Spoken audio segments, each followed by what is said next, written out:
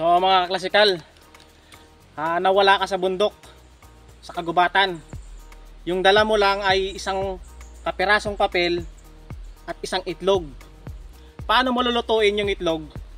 Gamit yung papel. Panoorin nyo mga klasikal yung ating video at tuturuan ko kayo kung paano makapag-survive sa bundok gamit itong papel at itong napulot mong itlog. Ang pangalawang procedure natin mga klasikal ay mangunguha tayo ng mga sanga ng punong kahoy para gawin nating paningas sa apoy para tayo makapagluto ng itlog dito sa papel natin na dala-dala. Ayan, mangunguha tayo.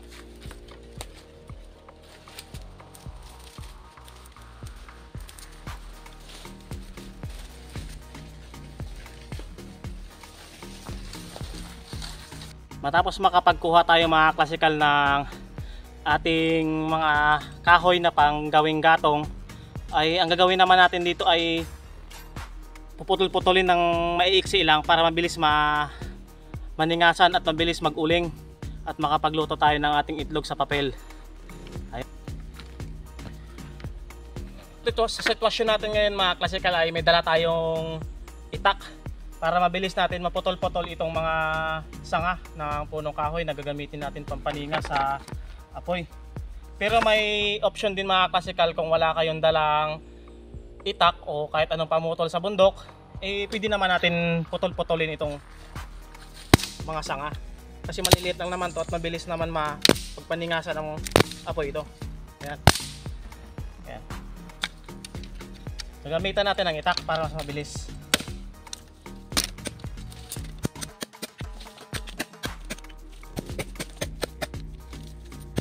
Dahil tapos na tayo mga klasikal sa pagpaputol-putol ng ating mga kahoy na gagamitin natin sa pagpapaningas ng apoy. Ngayon magpapaningas na tayo ng apoy mga klasikal gamit ang may dala akong posporo. Pero mga klasikal, hindi ito posporo ang gagamitin natin pagpapaningas ng apoy. Ito ang pang palakasan natin gagamitin ang ito mga klasikal. Ayan. Gagamitin natin para magpapaningas ng apoy. Kung malakas talaga ito magpaningas mga klasikal. At may dala din tayong bunot na gagamitin nating fire starter mga klasikal. Pero sa kagubatan o sa bundok, marami tayong makukuha doon na pwede natin gamiting fire starter. Mayroong mga balat na kung may mga niyogan sa bundok ay pwede tayong kumuha ng balat ng gunot ng niyog. Pwede din tayo kumuha ng mga buko na uga na pwede natin pagkunan ng bunot.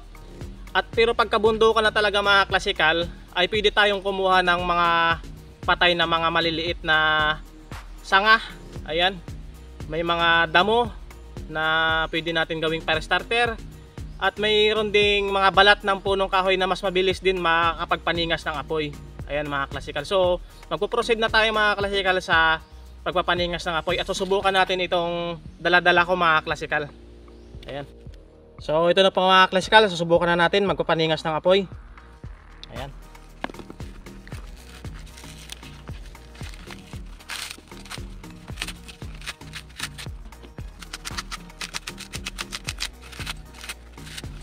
So ipoposisyon na natin mga klasikal.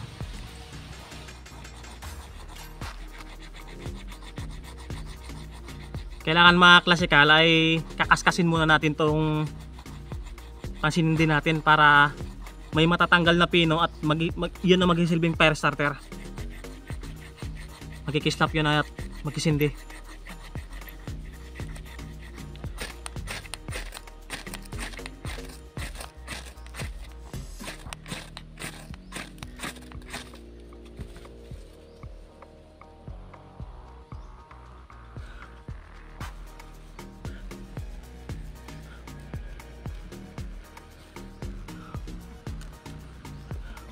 Ayan mga klasikal.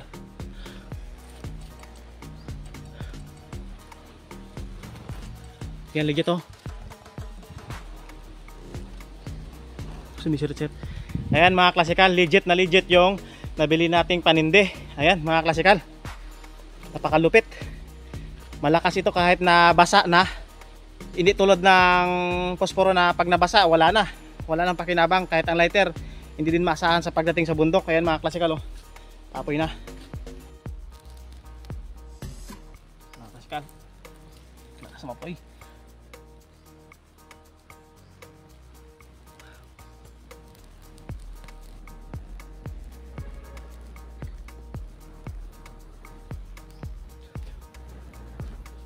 Lalagyan natin ng mas malalaking gatong para mabilis umindi.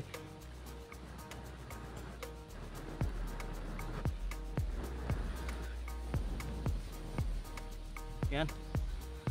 Ang lakas ng apoy na. Makakapagpaluto na tayo kagad ng ating itlog sa papel.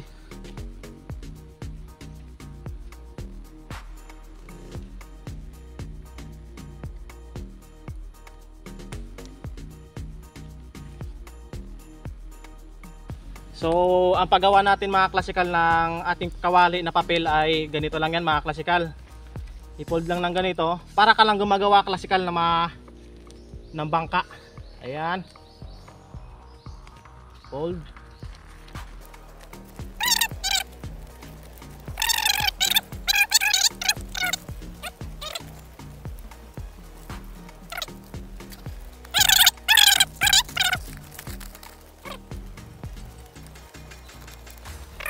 Tutupiin din sa kabila. Ayan, higpitan natin, tapos hihilahin to dahan-dahan para hindi mapunit yung kanto. Ayan na mga klasikal, yung paglulutuan natin ng itlog. Ayan, formang kahon na siya. Pwede na natin gamitin dito mga klasikal sa apoy na paglulutuan natin ng itlog.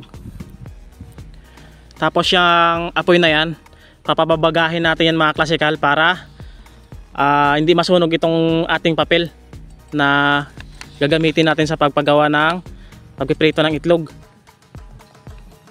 Nakapagpaningas na tayo mga klasikal ng apoy.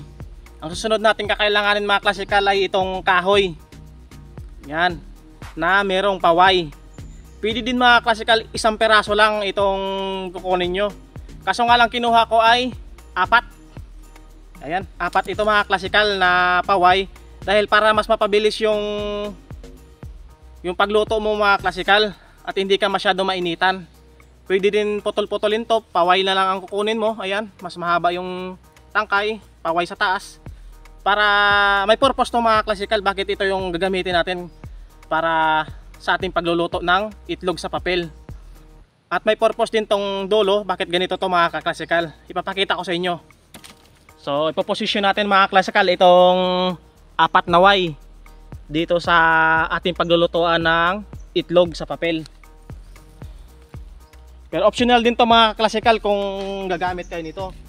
Pero ito mga klasikal ay prepare ko na gumamit ka nito dahil mainit to mga klasikal ang pagluluto dito. Ayan, ibabaon lang natin yan. Ayan, baon din sa kabila. Babaon din dito. At meron pa mga klasikal, kukuha tayo ng 2 kahoy na ilalagay natin pa ganyan. Papatong natin dyan sa 4 na paway. Ang magiging forma niyan mga klasikal ay magiging ganito. Ayan. Tapos ipapatong natin to dito. I-adjust na lang natin na hindi siya malalaglag at makakapagluto siya ng itlog. Hindi malalaglag itong ating papel. So meron pa tayong isang paraan mga klasikal kung paano ipapatong itong papel natin na paglulutuan ng itlog. Itong paway mga klasikal, di ba mahaba yan? Ayan, mahaba. Ipapatong natin naman dito pag ganyan. At kung mapagpasensya ka mga klasikal, ipapatong nyo lang dyan sa taas ng init para at least optional. Kung masunog yung ilalim, tatanggalin nyo. Ayan. Kung hindi naman masyado malakas ang apoy, pwede nyo hahayaan na lang dyan. Ganyan. Maluluto yung itlog sa ganyang katamtaman lang na init.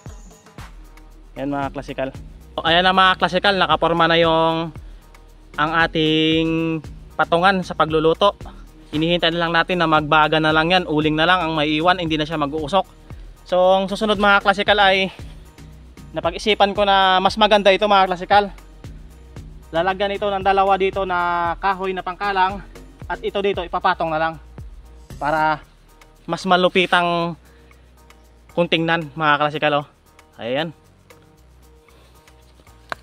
So tatanggalin natin, kukunin natin ang itlog at ilalagay dito. Pero bago ang lahat mga classical, no, disclaimer lang po na ito yung papel na to ay hindi natin pwede i-direct itong itlog na ilalagay natin dito. Pwede natin to basain ng papel, ang papel basain natin ng mantika. Kung hindi mantika ay pwede natin basain to ng tubig para hindi siya masusunog. Ayan mga classical. Pwede natin to basahin ng tubig para hindi siya masusunog sakaling ma-expose na siya sa init ng ating baga doon na ating paglulutuan. So andito na po mga classical, susubukan na po natin. Ilalagay na natin itong papel natin na binalutan natin ng ating mantika. Ayan. Tapos ilalagay natin ang itlog. Ang lakas na po eh.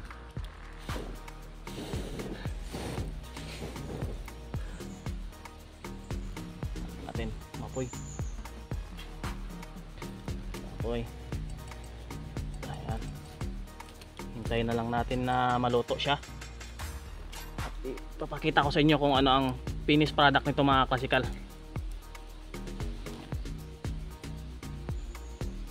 Ayan na po mga classical, malapit na po maluto yung ating itlog sa papel. Pero kung napapansin nyo mga classical, itong papel natin wala pa siyang kasunog-sunog kahit yun sa kanto medyo nag brown lang siya pero hindi pa siya talaga sunog.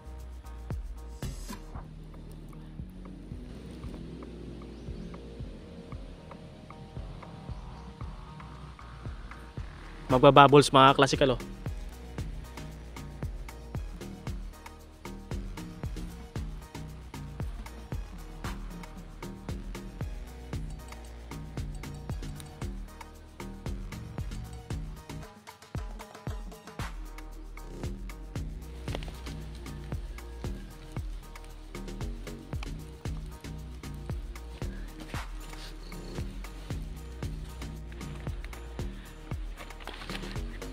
So ito na po mga classical yung naluto natin na itlog sa papel. Ayan. Tatanggalin natin.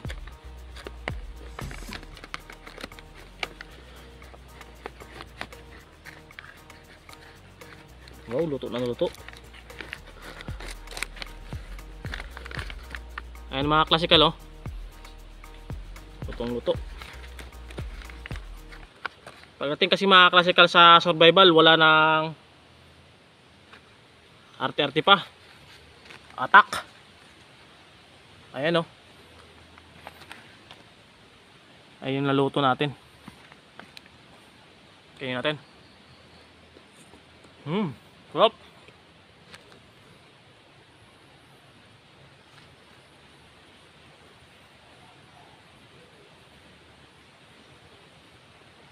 Ayos.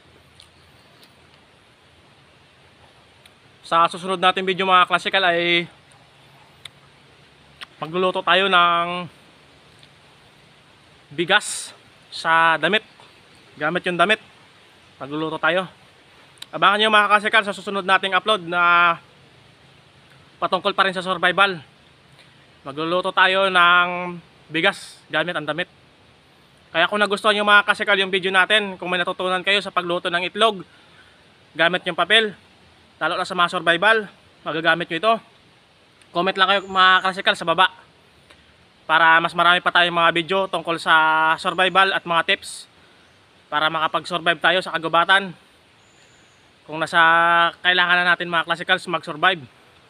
Yan, maraming salamat sa panonood. Thank you.